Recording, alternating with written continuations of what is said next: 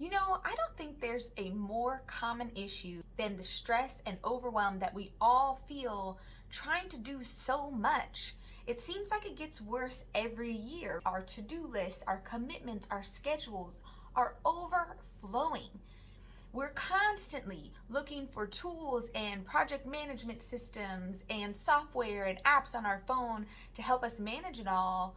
But the truth is, we're handling this completely wrong. Hi, I'm Jovita, and this is Grow with Jovita, where I share career advice and tips to help you advance your career. How many of you are avoiding dealing with your work stress? Like, you know that you're stressed out, but you keep putting off trying to address it. You're hopeful that, well, if I just get through this project, or if I get another person on my staff, or this deadline coming up is almost over and everything will go back to normal. Is that the lies that we're telling ourselves? Maybe we actually do recognize our limitations in terms of what we can possibly accomplish in the day. I am very guilty of this, where I will have in my mind like this to-do list of all these things I want to do, and I say to myself, like, Jovita, this is unreasonable, you're not going to get it all done. But I ignore it and still try to push through anyways. I still am like, well, if I could just maybe do this faster, if everything goes perfectly. I'm trying to push myself beyond my limitations as if it's my fault. I'm not working hard enough, right? Do you do that too? In my corporate job as the vice president of operations, like, my to-do list is endless if I let it, right? Like, if I try to get everything done for HR and accounting and the call center and customer service, like, it would just constantly bury me and overwhelm me with things to do. So instead of trying to ignore my limitations, instead of trying to think of this as like, oh, I just need to somehow relogic my mind or find a new efficient way, like, this is the wrong way to solve this problem, okay?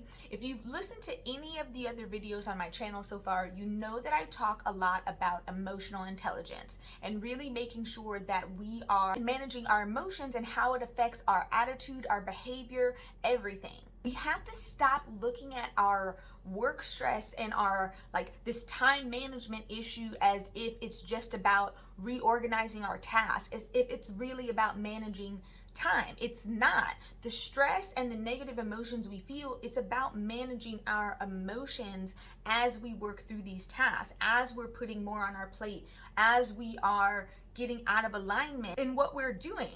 I'm actually listening to this audiobook right now. It's called Manage Your Time to Reduce Your Stress by Rita Emmett. The reason I like this is because it definitely talks about the same thing. She uses a quote where she says, we all get the same hours in a day, but some of us feel so unsatisfied with our hours. Does that feel like you? Like, do you feel unsatisfied with how you're using your hours? Do you feel like out of alignment with your values, like the things that you're working on are not aligned? Like, oh, I'm spending so much time at work but neglecting time with my family or friends. Are you feeling negativity or guilt because you're not spending time on those things? Or maybe you feel unease about not being able to accomplish everything that you want to accomplish, right? So it's like you have these negative feelings and you know that they exist, and like, I'm going to wake up tomorrow with these same things because we're not addressing them, right? We're not correctly addressing them. We keep trying to address it like, how can I make my time more efficient to squeeze all this in, instead of really addressing the emotional part. That's why I talk so much about, and I'll put a link to one of my other videos about self-awareness and like your emotional triggers, like the things that you're working on, the things that you're doing every day at work, in your home life, that are emotionally triggering you and then harboring all these negative feelings. And that's where this stress comes from. That's where this overwhelm comes from. And we got to stop that loop. How do we get out of this spiral of adding so much on our plate and feeling negatively about it, and like, just get out of this so that we're not burning ourselves out? It didn't always feel this way. You might actually even really love your job. So it's not a matter of, oh, I hate my job, or my job is toxic, or anything like that. Like, it doesn't have to mean you have a bad boss. It doesn't have to mean that. You can still love your job and have moments and have times and periods where you feel stressed out. I want you to think about that right now. Like, just think about When you first started the job, or when you got a promotion or a new position, or you got assigned to a project and you were really excited about it, and you were like pushing so hard and giving it your all, and you were excited and you're talking about it with your family and friends and everything is good. Well, when did that shift? At what point did these activities, this behavior shift from excitement and challenging and feeling good to where now it's stressing you out, to where now the negative is coming? I want you to think about that, because typically the pinpoint, if you can go back and find it, the pinpoint is when your expectations and reality did not match. That is typically why we start to switch from feeling positive to negative. It's because our expectation of, well, if I do all this extra work, if I get these tasks accomplished, if I get this done before the deadline, if I put in these extra overtime hours, if I sacrifice this stuff in my personal life to do this at work, I'm going to get this result, or whatever it is you're expecting, whether that's recognition, whether that's some kind of bonus, whether that's just a feeling of accomplishment that you expected to get out of the result. And when it doesn't happen, that's when we start to shift. Maybe you're not getting rewarded the way you wanted. Maybe the project didn't work out, right? And so you had all your hopes and your desire was based on the result being successful, and maybe it wasn't successful. Not for any fault of your own, but that's just how stuff goes sometimes. Everything we do isn't going to turn out well, but because you expected to feel good at the end and you didn't, that's when we start to have an issue. Think about whatever that expectation was that you thought you were going to get out of doing these things. That's how we're going to figure it out. If this is something where you've been feeling like this for months, it might be really hard to kind of dig deep all the way back. Just start making a list of the activities that you do every day, right? Like, it's very easy. You probably already have a to-do list, but like the list of the things you actually do. Sometimes our to-do list and the things we actually do are not the same, right? Because we're putting out fires and things come up unexpectedly. So the list of the things that you actually do, all of the tasks that you actually do, and I want you to really look at that and think, like, do I enjoy doing these activities?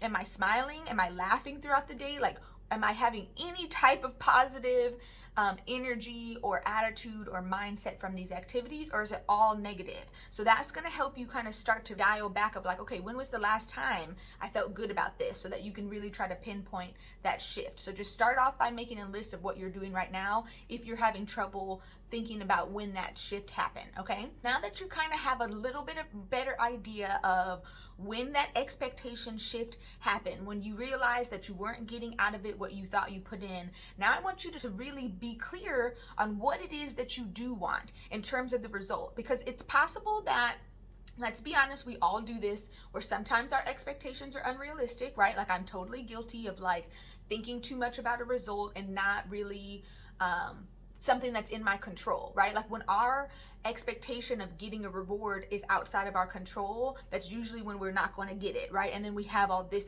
negative feelings and anxiety and stress because we're not getting what we want, but we're not focusing on what we can control. Let's try to help get our expectations aligned into something we can control. So I want you to make a list of just all the things that you value. Again, we do this thing where we say that there are things that we want, and then there are the actual things we really want. So don't think about what you think you have to say that you want, of like what society expects, what your husband expects, what your family expects from you. Like, what do you really want out of this life? I always talk about the clear and compelling vision, right? So what is it that you want? What is it that is really important to you? If you didn't have this, if you didn't do this, if you didn't have this opportunity, if you didn't have time to do such and such thing, like, what would you miss the most? There are some things we do that we're like, I could live without it. I like doing it, but I could live without it. But something that you would genuinely miss or feel, upset about, maybe regret in the future if you didn't have or do these things. Let's identify where the shift happened, and then now let's talk about what we really want going forward. The final step to help you get started moving in the right direction is we need to figure out how to communicate this, because typically what is happening when that first shift of expectations is we probably didn't express what our expectations were, get clarity on our expectations in the beginning. When we had that shift, maybe we didn't properly, communicate to our boss, our peers, our spouses at home, like now I have this expectation shift. And then we're also not doing a great job of communicating to ourselves, right? So you're using that negative self-talk and like beating yourself up about something that you honestly don't need to beat yourself up about. This communication piece is how we're going to get out of this, because now we need to talk about, how do I reset expectations with people at work so that they understand what I'm going to spend my time on, what's important to me, and how I'm going to be using my time, kind of setting those boundaries. We need to do that. And then the second piece in terms of what you do value is like, you got to be speaking that on a regular basis. Like, and that involves a lot of, when you have rapport with people, like when you have better rapport with the people that you work with, even with people outside of work, the way that you talk to them and share with them is a lot different because you have a certain level of rapport with them. Now, I'm not saying the people at work, you need to have that type of level of rapport, but it definitely needs to be increased if you want to feel comfortable and confident when you're speaking about, hey, this is what's important to me and this is how I want to spend my time and this is what I'm working towards, right? Like if you want people to engage with you in that way, then you got to be open to having a relationship with them and having some level of rapport with them. So we definitely need to do that. And then the final thing, like I said, is that self-talk. We 100% need to change our self-talk into a more positive way. Stop thinking to yourself that these emotions that you feel are bad. You're not bad for having these emotions of stress or anxiety or maybe disappointment even. Like you're allowed to feel those ways. You just need to stop letting it affect you so much, affect your behavior, affect your day-to-day to where you're like miserable every day at work or feeling drained, or it's starting to bleed into your other relationships outside of work because you're like, I can't even put energy outside of work because I'm giving all of this negative energy at work, okay? So this communication piece is how we're gonna get out of it. I want you to actually check out my series on how to recover from burnout. I did a 3-part series, although some people said it might need to be broken down into even smaller bite-sized bits, so you let me know. Check out the series. I include in the series a lot of my free digital downloads that's going to help you with tracking your emotions, identifying your emotional triggers, and then setting smart goals with that emotional intelligence in mind so that you can really get clarity on what you need to be focused on to get yourself out of this situation, communicate how to get out of this situation, and then prevent yourself from getting in this situation again in the future. I'm trying to take you from feeling like a burnout to feeling like a badass. I want you to feel confident every single day. I want you to feel like you're in control of your schedule and not the other way around. I want you to get the better results that you're looking for at work and at home. Give me a thumbs up if you like this video and subscribe to my channel for more tips.